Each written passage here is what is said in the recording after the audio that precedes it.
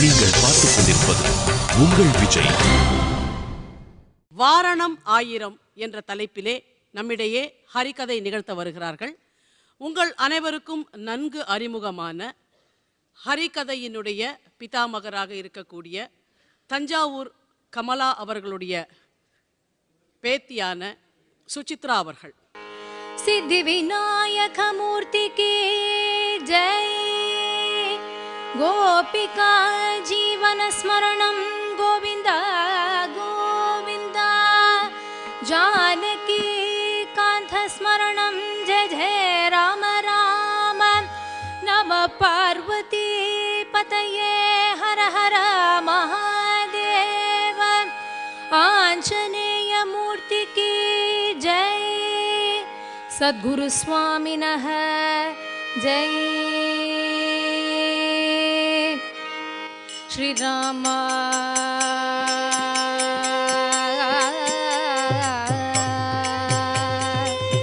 राम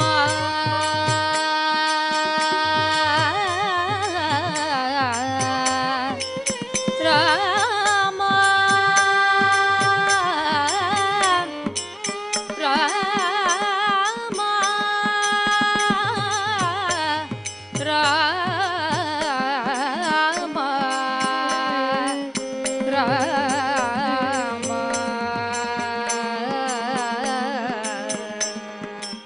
श्री राम जय राम, श्री राम जय राम, जय जय राम विभो घनश्यामा, सज्जन मनोभिराम, सज्जन मनोभिराम,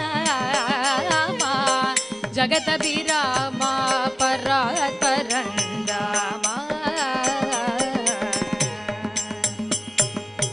धिमिकिट धिमिकिट वाजमृतर्ग, धिमिकिट धिमिकिट वाजमृतर्ग, ब्रह्मा ताळकरी गजानन, ब्रह्मा ताळकरी गजानन, तांडव नृत्य करे गजानन, तांडव नृत्य करे, देह दिसे कोटि सुरगण दाटी, देह दिसे कोटि सुरगण दाटी, मध्ये शिव गौरी गजानन, तांडव नृत्य करे गजानन, तांडव नृत्य करे, उपजत गिळिला धरणि वृंद, उपजत गिळिला धरणि वृंद, उपजत गिळिला धरणि वृंद, उपजत गिळिला धरणि वृंद, रका है न कड़े धरणि वृंद, रका है न कड़े धरणि, जय जय बल भीमा भारत बहुण महिमा, जय जय बल भीमा, देई तव पति प्रेमा रामा, देई तव पति प्रेमा रामा, देई तव पति प्रेमा रामा, नुज जीवन सुखधामा, रामानुज जीवन सुखधामा, जय जय बल भीमा भारत गुण महिमा, जय जय बर भीमा, गुरु महाराज गुरु जय पर ब्रह्म सद्गुरु, गुरु महाराज गुरु जय पर ब्रह्म सद्गुरु, गुरु महाराज गुरु जय पर ब्रह्म सद्गुरु,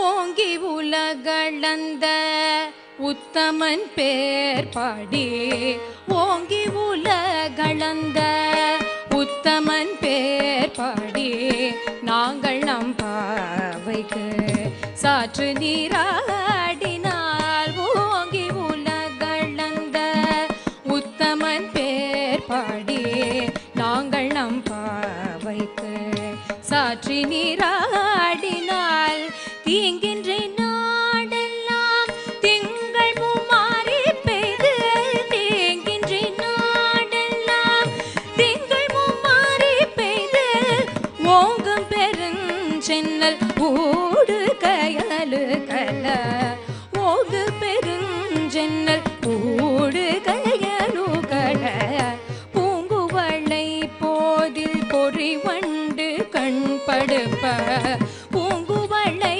போதில் பொறிவண்டு கண்படுப்ப தேங்காதே புக்கிருந்து சீர்த்த மூலை பற்றி வாங்க குடும் நிறைக்கும் வள்ளல் பெரும் பசுக்கள்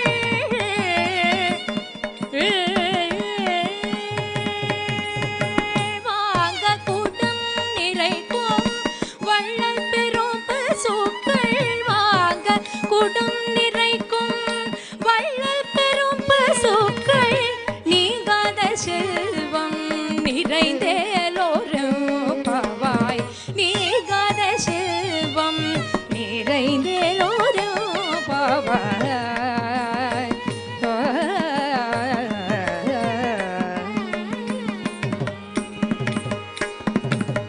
ஸ்ரீயப்பதியான ஸ்ரீமன் நாராயணனுடைய ஒரு அதிவிலாசமான லீலா வினோதங்களுக்கு எல்லையே கிடையாது. அதிலும் கிருஷ்ணனாக அவர் அவதாரம் பண்றச்ச ரொம்ப அற்புதமான பல லீலைகளை பண்ணினார். அதனால ஆண்டாளுக்கு சின்ன வயசுல இருந்தே கோதைக்கு ரொம்ப இஷ்டம் யாருன்னு பார்த்தா கிருஷ்ணன் தானா. பெரியாழ்வாரும் சரி கோதையும் சரி ரெண்டு பேரும் கிருஷ்ணா அனுபவத்துல ரொம்ப கரை சேர்ந்தவர்கள்னு சொல்றான். கிருஷ்ணரை பற்றியே சதா சர்வ காலமும் சதா சர்வ நேரமும் நினைத்து நினைத்து நினைத்து அப்படி அந்த ஆண்டாளை பற்றி சொல்லும் பொழுது உன்னித்து மற்றொரு தெய்வம் தொழால் உன்னை அல்லால் அவனை அல்லால்னு சொல்றான். நீங்கள் பார்த்துக் கொண்டிருப்பது உங்கள் விஜய். ரொம்ப அற்புதமான பல லீலைகளை பண்ணினார். அதனால ஆண்டாளுக்கு சின்ன வயசுல இருந்தே கோதைக்கு ரொம்ப இஷ்டம் யாருன்னு பார்த்தா கிருஷ்ணன் தானா. பெரியாழ்வாரும் சரி கோதையும் சரி ரெண்டு பேரும் கிருஷ்ணா அனுபவத்துல ரொம்ப கரை சேர்ந்தவர்கள்னு சொல்றான். கிருஷ்ணரை பற்றியே சதா சர்வ காலமும் சதா சர்வ நேரமும் நினைத்து நினைத்து நினைத்து அப்படி அந்த ஆண்டாளை பற்றி சொல்லும் பொழுது உன்னித்து மற்றொரு தெய்வம் தொழால் உன்னை அல்லால் அவனை அல்லால்னு சொல்றான். திருமால் ஒருத்தரை தவிர வேற தெய்வத்தையே நினைச்சது இல்லையா. ஸ்ரீ வைஷ்ணவாள்ல இப்படி ஒரு விரதம் இருக்கிறது உண்டு. பெருமாளை தவிர மற்ற தெய்வங்களை ஆராதனம் செய்வதில்லைன்னு சொல்லுவா. அதற்கு என்ன காரணம்னு பார்த்தா மற்ற தெய்வங்கள் ரொம்ப பெரிய கருணை உடையவா இல்லைன்னு அர்த்தம் கிடையாது. ரொம்ப அழகா சொல்றா, எனக்கு என்னுடைய கணவர் தான் வசதி. எத்தனை பேர் வந்தாலும் அவ வந்தாக்கா அவளுக்கு காஃபி டீ கொடுக்குறேன், ஒரு ஹலோ சொல்றேன், எல்லாம் உண்டு. இருந்தால் கூட எங்காத்து மாமா மாதிரி எனக்கு யாரும் வசதி இல்லை அப்படின்னு சொல்லுவா இல்லையா. அது போலத்தான் வைஷ்ணவால் இருக்கிற அந்த விரதத்துக்கும் பொருள் அதுதான். அதுக்காக மற்ற தெய்வங்களை அவ துவேஷம் பண்றான்னு அர்த்தம் கிடையாது. அப்படி அற்புதமா கோதை திருப்பாவை தான் முதல்ல இயற்றினது. முதல்ல அவ பண்ணினது திருப்பாவை தான். இந்த திருப்பாவையும் எதனால பண்ணினான்னு பார்த்தா பெரியாழ்வாரும் கோதையும் மதுராபுரி துவாரகா இப்படி எல்லா இடத்துக்கும் போயிட்டு வந்திருக்காளாம். அந்த இடத்துக்கெல்லாம் போயிட்டு வந்த உடனே அங்க இருக்கிறவாளெல்லாம் பார்த்த உடனே ஆஹா நாமளும் இங்க இருந்த கோபஸ்திரீகள் இருந்த காத்தியாயனி விரதத்தை இருக்கலாம்னு தோணித்தான் கோதைக்கு. அந்த காத்தியாயனி விரதம் எதற்காக கோபஸ்திரீகள் இருந்தாங்கிறது ஒரு சரித்திரம். இந்த வாரணமாயிரம்ங்கிற பேர் இருக்கே, இதற்கு நிறைய சொல்லிண்டே போலாம். 1000 யானைன்னு அதுக்கு அர்த்தம். ஆனா 1000 யானைகளுக்கு சரித்திரங்கள் உண்டு. கஜேந்திர மோக்ஷம், ஐராவதம் இப்படி வரிசையா கொண்டு வந்தா 1000 யானைகளை பற்றி கதை சொல்ல முடியும். அந்த அளவுக்கு விசேஷம் கொண்டது இந்த வாரணமாயிரம்ங்கிற 2 வார்த்தை. அப்படி அந்த கோபஸ்திரீகள், மதுரால இருக்கிற கோபஸ்திரீகள் எல்லாருமே கிருஷ்ணர் இடத்துல ரொம்ப அன்பு ஜாஸ்தி, ரொம்ப பக்தி ஜாஸ்தி அவளுக்கலாம். அப்படி அவ பக்தியோட எப்பவும் கிருஷ்ணரோடையே இருக்கிறதுனால அங்க இருக்கிற கோபர்கள்லாம் என்ன பண்றா, இவாள்லாம் இப்படி கிருஷ்ணரோடையே இருந்துட்டு இருக்கிறது அவ்வளவு சரியா இல்லைன்னு அந்த கோபஸ்திரீகள் எல்லாரையும் கொண்டு ஒரு இடத்துல தள்ளி அரெஸ்ட் பண்ணிடுறான். ஹவுஸ் அரெஸ்ட் அப்படின்னு இப்ப நம்ம சொல்றோம் இல்லையா, அந்த மாதிரி அவளை கொண்டு தள்ளிடுறான். அவளால வெளியில வர முடியல, ஒன்றும் பண்ண முடியல. கிருஷ்ணன் எப்பேற்பட்டவர்னா தன்னிடத்துல அபராதிகளை பொறுத்துப்பார், தன்னிடத்துல யாராவது தவறு பண்ணினா அதை ஏத்துப்பார். ஆனா தன்னுடைய பக்தர்களிடத்தில் அபராதம் பண்ணினா தாங்கிக்கவே முடியாது அவரால். அப்படி கோபஸ்திரீகளோ கலப்படம் இல்லாத பக்தி உண்டு. கிருஷ்ணனுக்கு கலப்படம் பிடிக்கவே பிடிக்காது. கிருஷ்ணனுக்கு மோர் பிடிக்குமோ? கிருஷ்ணனுக்கு மோர் பிடிக்காது, தயிர் தான் பிடிக்கும். கிருஷ்ணனுக்கு நோ மோர் தான், தில் மாங்கே மோர் கிடையாது. அவருக்கு நோ மோர் தான். ஏன்னா மோர்ல பார்க்கும் பொழுது ஜலபாகம் ஜாஸ்தியா இல்ல தயிர் பாகம் ஜாஸ்தியா? ஜலம் தான் நிறைய இருக்கும் மோர்ல. அதனால மோர் கலப்படமானது கிருஷ்ணனுக்கு பிடிக்காது. கிருஷ்ணனுக்கு கலப்படம் இல்லாத விஷயங்கள் தான் பிடிக்கும். தயிர் பிடிக்கும், வெண்ணெய் பிடிக்கும். அதே போல கலப்படம் இல்லாத பக்தி தான் அவருக்கு பிடிக்கும். பக்தியில ஒரு கலப்படம் வந்துருச்சுன்னா அவரால் ஏத்துக்க முடியாதத. அதுபோல அந்த கோபஸ்திரீகள் எல்லாம் அவ்வளவு பக்தி கொண்டவா. அவளை கொண்டு இப்படி தள்ளின உடனே அந்த இடத்துல என்ன ஆச்சுன்னா வறட்சி வந்துடுத்து, பஞ்சம் வந்துடுத்து. என்ன பண்றது அப்படின்னு யோசிச்சப்போ கோபர்கள் எல்லாம் சொல்றான், அந்த காத்தியாயனி விரதம் அந்த ஊர்ல இருக்கிற அந்த பெண்கள், கன்னி பெண்கள் இருந்தால்தான் மழை நன்னா பெய்யும் அப்படின்னு சொல்றா. ஆனா கன்னி பெண்கள் எல்லாரையும் தான் இவா கொண்டு இப்படி வச்சிருக்காளே. சரி, அவ எப்போ அந்த விரதத்தை இருக்கணும்? காத்தியாயனி விரதத்தை அங்க இருக்கிற அத்தனை பேரும் தனுர் மாசத்துல இருக்கணுமா. தனுர் மாசத்துல காலங்கார்த்தால இருள் பிரியாத நேரத்துல எழுந்து இந்த பெண்கள் போய் நீராடிட்டு வரணும். கன்னி பெண்களை தனியா விட முடியாது, கூட துணைக்கு இந்த கோபர்கள் போகணும். தனுர் மாசங்கிறது எப்பேற்பட்ட மாசம்! இந்த ஊர்லயே குளிர் தாங்க முடியல. மதுராலாம் எப்படி இருக்கும்? அவா பிரதேசங்கள்லாம் குளிர். தனுர் மாசம் ஏன் பேருன்னு பார்த்தா, தனுர் மாசத்துல எல்லாரும் தனுசு மாதிரி வளைஞ்சு இடுக்கி இப்படி படுத்துப்போமா, குளிர் கடக்கமா. அப்படி தனுர் மாசத்துல யாராலையும் போக முடியல, குளிர் தாங்க முடியல. பார்த்தா எந்த கிருஷ்ணன் தந்து கோபஸ்திரீகளை பிரிச்சு வைக்கணும்னு பார்த்தாலோ அதே கிருஷ்ணன் தான் கடைசியில இவா எல்லாருக்கும் துணைக்கு போயிட்டு வந்தாராம். இந்த கோபஸ்திரீகள் யாருமே மழை வரணும்னு நினைச்சுட்டு அந்த விரதத்தை இருக்கல, கிருஷ்ணானுபவம் அவளுக்கு வேணுங்கிறதுக்காக அந்த விரதத்தை இருந்தா. இதை பற்றி கேள்விப்பட்ட உடனே கோதைக்கு தானும் இந்த விரதத்தை இருந்து பார்க்கணும்னு ஆசைப்படுறா. ஆனா என்ன, எல்லாரையும் கூட்டிட்டு பில்கிரிமேஜ்லாம் போயிட்டு வருதுன்னா என்ன ஆறுது கணக்கு? ரொம்ப கஷ்டமாச்சே.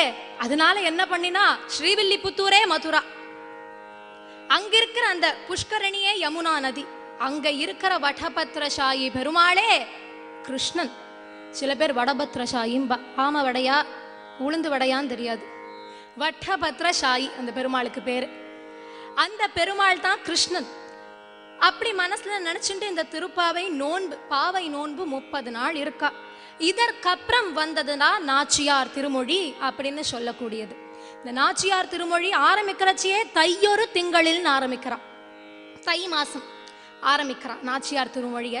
அற்புதமா ஒன்னொன்னா சொல்லிட்டு வரா. அந்த நாச்சியார் திருமொழியில 4வது பாசுரத்துல ரொம்ப அழகா சொல்றா, அவரை பிராயம் தொடங்கி ஆதரித்து எழுந்த என் தடமுலைகள் துவரை பிரானிக்கே சங்கல்பித்து தொழுது வைத்தேன் நாளாம். இவோ எந்த நேரத்துல தான் ஒரு பெண் என்பதை உணர்ந்தாலோ அன்று முதல் பெருமாளுக்கே நான் சமர்ப்பணம்னு சங்கல்பிச்சுட்டாளாம். ருக்மிணி தேவியும் அதே தானே பண்ணினா. ஸ்ருத்வா குணான் புவன சுந்தரான் எழுதினா.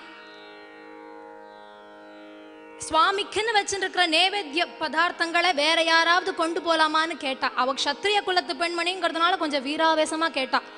இவ ரொம்ப பக்குவமா கேட்கிறா. ஏன்னா இவ அப்பா யாரு? வேதக்கோன் என்று சொல்லக்கூடிய பெரியாழ்வார், வில்லிபுத்தூராள். அப்படி ஸ்ரீவில்லிபுத்தூர்ல வில்லிபுத்தூர் கோன் என்று சொல்லக்கூடிய பெருமை கொண்ட பெரியாழ்வாருடைய பொண்ணு.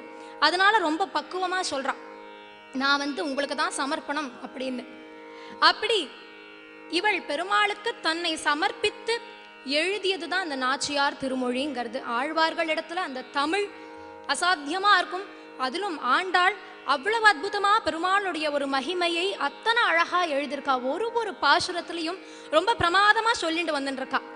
அதுல எத்தனையோ திருமொழிகள் இருந்தால் கூட இந்த வாரணம் ஆயிரம்ங்கிறது ரொம்ப சுபிக்ஷமான ஒண்ணு. நீங்கள் பார்த்துக் கொண்டிருப்பது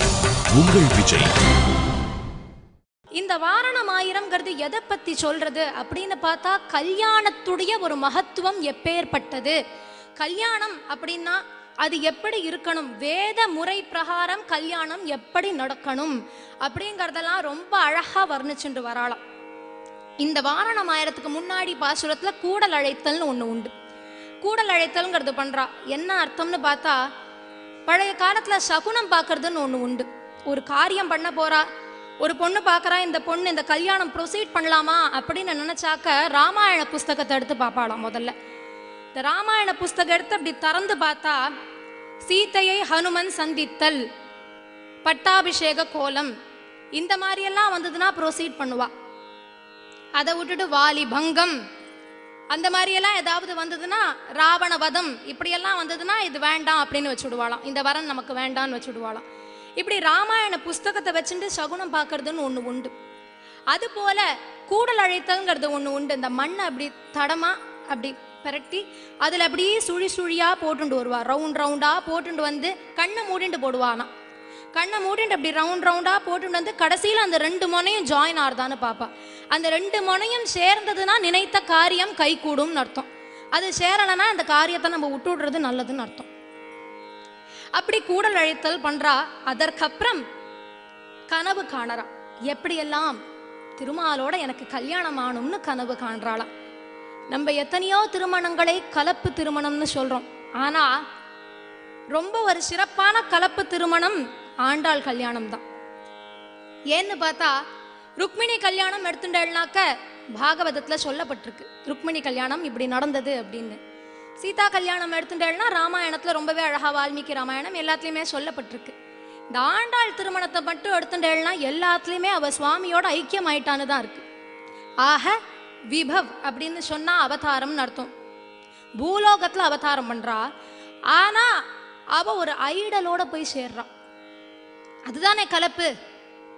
ரங்கநாதருங்கிற ஒரு ஐடலை வர்ஷிப் பண்ணி அதோட போய் ஐக்கியமாறா. அதனால இதுதான் கலப்பு திருமணம்ங்கிறது.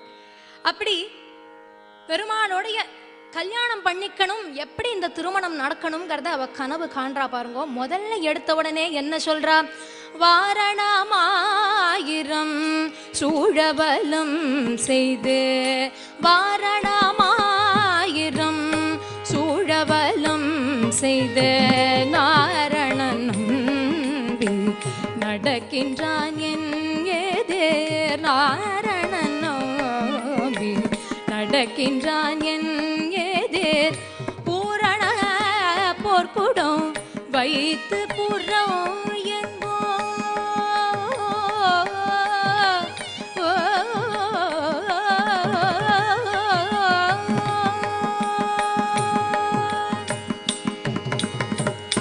பூரண போர்க்குடம் வைத்து புறம் எங்கோ, பூரண பொற்குடம் வைத்து புறம் எங்கோ, தோரணம் நாட்ட கனா கண்டேன் தோழினார், தோரணம் நாட்ட கனா கண்டேன் தோழினார்.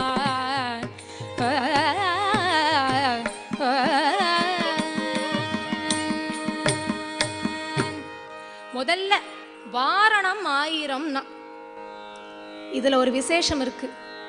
யானையுடைய ஒரு நடை அப்பேற்பட்ட ஒரு கம்பீரம் ராஜகதியில் அப்படி நடந்து வரும்.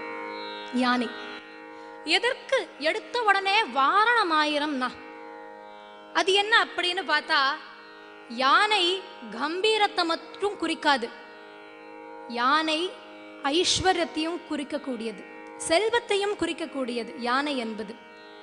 திருப்பாவையில சொல்லும் பொழுது, நந்தகோபரை பத்தி சொல்லும் பொழுது, உந்து மத களிற்றுன்னு ஒரு திருப்பாவையில நந்தகோபர் அத்தனை யானைகளை வைத்து அடக்கி இருந்தார்னு சொல்றான் ஆண்டாள். அப்படி இந்த பக்கம் நந்தகோபர் அத்தனை யானைகளை வச்சுருக்கார், இன்னொரு பக்கம் வசுதேவர் அவர் ஊருக்கே ராஜா இல்லையா, அத்தனை யானைகள் அவர் வச்சுருக்கார். இப்படி ரெண்டு அப்பாக்கள்கிட்டையும் பார்த்தா யானைகள் ஏராளமா இருந்ததான், அத்தனை யானைகளும் சூழ அப்படி சுவாமி வராராம். அதைத்தான் சொல்றா, வாரணம் ஆயிரம் அத்தனை யானைகள் வந்ததுன்னா அப்பாவா எவ்வளவு வெல்த் சொத்து சுதந்திரம் எப்படி இருக்கும் அப்படிங்கிறத முதல்ல சொல்றதுக்காக, ஒரு வரன் தேடுறச்ச முதல்ல நம்ம பொண்ணு போய் அங்க சௌக்கியமா இருப்பாளான்னு பாப்பா. அதற்கு தான் முதல்ல வாரணம் ஆயிரம் சூழ வலம் செய்தனார். இதுதான் ஜானவாசம். ஆண்டாளுடைய திருக்கல்யாணத்துல கனவுல கூட முதல்ல ஜானவாசம் தான் இருந்திருக்கு, ரிசப்ஷன் இல்ல. ஃபர்ஸ்ட் டே ஜானவாசம் தான். சுவாமி அசாத்தியமா அப்படி வரார். யானையில அவர் மட்டும்தான் வரார், மாமி இல்ல. அப்போ கம்பீரமா வரார். அவருடைய நடை எப்பேற்பட்டது, என்ன ஒரு கம்பீரம். வால்மீகி சொல்றச்ச ரொம்ப அழகா சொல்றார். கஜசிம்ஹ கதி வீரவுனர். நடையில ஒரு கஜம், ஒரு யானை, ஒரு சிங்கம் நடந்து வந்தா என்ன ஒரு கம்பீரம் இருக்குமோ அப்படி இருக்குமா அவருடைய நடை. அப்படி வராராம்.